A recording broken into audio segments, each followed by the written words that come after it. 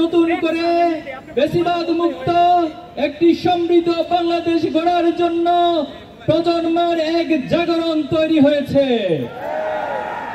আমরা কি জুলাইকে ভুলে গিয়েছি? জুলাইয়ের সেই শহীদদের রক্ত এখনো আমরা ভুলে যাই নাই। জুলাইয়ের আহত ভাইদের সেই কাতরানো দৃশ্য এখনো আমরা ভুলে যাই নাই। জুলাইয়ের দিনের হাসপাতালে গুরুতে চপ চপ রক্ত পড়ার দৃশ্য এখনো আমরা ভুলে যাই নাই। শহীদ পরিবারের, শহীদ মায়েদের, বাবাদের কান্না এখনো থামে নাই। অথচ জুলাইয়ের গণহত্যার বিচার নিয়ে টালবাহানা চলছে। আজকে 1.5 বছর অতিক্রান্ত হয়েছে, আপনারা ধীর গতিতে জুলাইয়ের বিচার অতিক্রান্ত করছেন। এত এত চাক্ষুষ প্রমাণ থাকার পরেও এখনো পর্যন্ত একটি রায় দিতে পারেন নাই। আপনারা তো কোনো স্বাভাবিক প্রক্রিয়া ক্ষমতায় বসেন নাই। আপনারা তো কোনো স্বাভাবিক প্রক্রিয়া নির্বাচনের মাধ্যমে ক্ষমতায় আসেন নাই। আপনারা জুলাইয়ের শত শত রক্তের উপরে ক্ষমতায় এসেছেন। জুলাইয়ের রক্তকে যারা ধারণ করতে পারবে, জুলাই শহীদ পরিবারের আকাঙ্ক্ষাকে যারা ধারণ করতে পারবে, তাদের শুধুমাত্র এদেশে ক্ষমতায় টিকে থাকার ম্যান্ডেট থাকবে। আওয়ামী লীগের পুনর্বাসনের জন্য অনেকে প্রজেক্ট হাতে নিয়েছেন। আওয়ামী লীগ কি মানুষ না পশু? আওয়ামী লীগ মানুষ নয়, মানুষের প্রতি মানুষ দয়া দেখায়।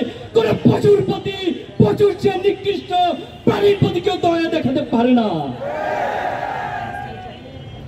আপনারা বক্তব্য দিচ্ছেন ক্ষমতায় আসলে আওয়ামী লীগের সব মামলা উঠিয়ে নেবেন। আপনাকে কে অধিকার দিয়েছে সব মামলা উঠিয়ে নেওয়ার? কে ম্যান্ডেট দিয়েছে সব মামলা উঠিয়ে নেওয়ার? আপনারা ক্ষমতায় আসার আগে নিজেদেরকে ক্ষমতার চেয়ারে কল্পনা করা শুরু করে দিয়েছেন। হাসিনাকে আমরা একটা লাল কার্ড দেখিয়েছি। যারা ভবিষ্যতে ফ্যাসিবাদী স্বৈরাচারী আচরণ করার চেষ্টা করবেন তাদের জন্য ডাবল কার্ড লাল, এই ডাবল লাল কার্ড এই প্রজন্ম তৈরি করে রাখবে ইনশাআল্লাহ। সংগ্রামী উপস্থিতি, এক একজন বিদেশ থেকে বসে বসে এই দেশকে পরিচালনা করছে। আপনারা দেখছেন খুনি হাসিনা ছাত্র সমাজের অভ্যুত্থানে পতন ঘটে হেলিকপ্টারে পালিয়ে গিয়েছে। তিনি যখন পালিয়ে গিয়েছিল তার নেতাকর্মীর কথা কি মনে ছিল না? তার নেতাকর্মীদেরকে মৃত্যুর মুখে রেখে যে নেত্রী পালিয়ে যায়, সেই নেত্রীর কথা ধরে যারা আজকে ইঁদুর দৌড় খেলা খেলছেন তাদেরকে হুঁশিয়ারি করে দিতে চাই। আপনাদের ন্যূনতম লজ্জা থাকার কথা ছিল, ন্যূনতম আপনাদের বিবেকবোধ থাকার কথা ছিল। যে নেত্রী আপনাদেরকে মৃত্যুর মুখে রেখে পালিয়ে যায় তার কথা আজকে আপনারা আবার নিজেদেরকে হুমকির মুখে ফেলছেন। সাবধান হয়ে যান। গতকাল কয়েকদিন ধরে সারা দেশে যে অরাজকতা সৃষ্টি করেছেন, অগ্নিসন্ত্রাস শুরু করেছেন, ময়মনসিংহে বাসে আগুন দিয়ে গাড়ির ড্রাইভারকে হত্যা করা হয়েছে। ঢাকা সহ সারা দেশে অনেকগুলো গাড়িতে অগ্নিসংযোগ করা হয়েছে। বাংলাদেশে এই অগ্নিসংযোগকারী এই ফ্যাসিবাদী কোন রাজনীতি ভবিষ্যতে চলতে দেওয়া হবে না। বাংলাদেশের ছাত্র সমাজ সেটা হতে দিবে না।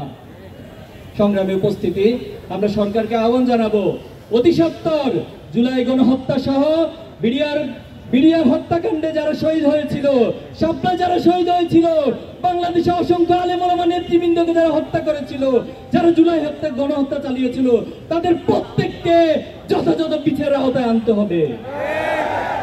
সংগ্রামী উপস্থিতি, জুলাই সনদ জুলাইয়ের অন্যতম আকাঙ্ক্ষা ছিল।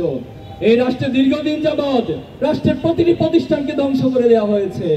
আমাদের বড় আকাঙ্ক্ষা ছিল জুলাইয়ের মধ্য দিয়ে প্রত্যেকটি প্রতিষ্ঠান সংস্কার হবে, কিন্তু এখন আমরা দেখতে পাচ্ছি একটি রাজনৈতিক দল তারা বারবার সংস্কারের পথে বাধা সৃষ্টি করছে। তারা বারবার প্রতিবন্ধকতা দিয়ে আবার নিজেদেরকে ফ্যাসিস্ট হয়ে ওঠার রাস্তা সবকিছু খোলা রাখার জন্য চেষ্টা করে যাচ্ছে। সংগ্রামী উপস্থিতি, এই নোট অফ ডিসেন্টের নামে যারা জুলাইয়ের আকাঙ্ক্ষাকে অস্বীকার করছেন তারা এই জাতির সাথে প্রতারণা করছেন। এই জাতি কোনো প্রতারককে রাজনীতির মাঠে দেখতে চায় না।